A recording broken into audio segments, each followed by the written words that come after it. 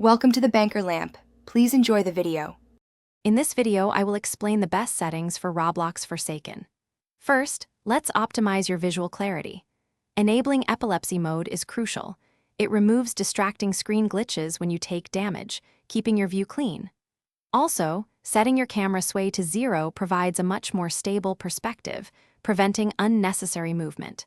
Finally, turning off screen desaturation when your health is low ensures you always have a clear, unobstructed view of the action. Next, let's enhance your combat awareness. Activating hit markers allows you to clearly see the damage you inflict, whether individually or accumulated. Pairing this with enabled hit sounds provides instant audio confirmation for every successful strike, which is incredibly satisfying and informative. Additionally, adjusting your field of view to 80 gives you a broader perspective, letting you spot enemies and allies more easily across the map. Now, let's talk about gaining a tactical edge. Turning on visible attack hitboxes shows you exactly where your attacks will land, improving your precision.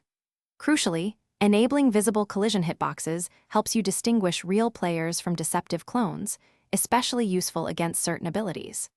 Furthermore, disabling screen shaking ensures your view remains perfectly steady, even during the most chaotic moments, allowing for better focus and reaction. Finally, personalize your experience for maximum comfort and information. Setting your Survivor user interface display type to side moves elements away from the center, reducing clutter. Keeping name tags and health bars visible is essential for quickly assessing your teammate's status. And for a touch of personal flair, you can even customize your hit sound identification, making every successful hit uniquely yours. These adjustments truly enhance your overall gameplay. Thanks for watching. If this was helpful, leave a like and consider subscribing. See you next time.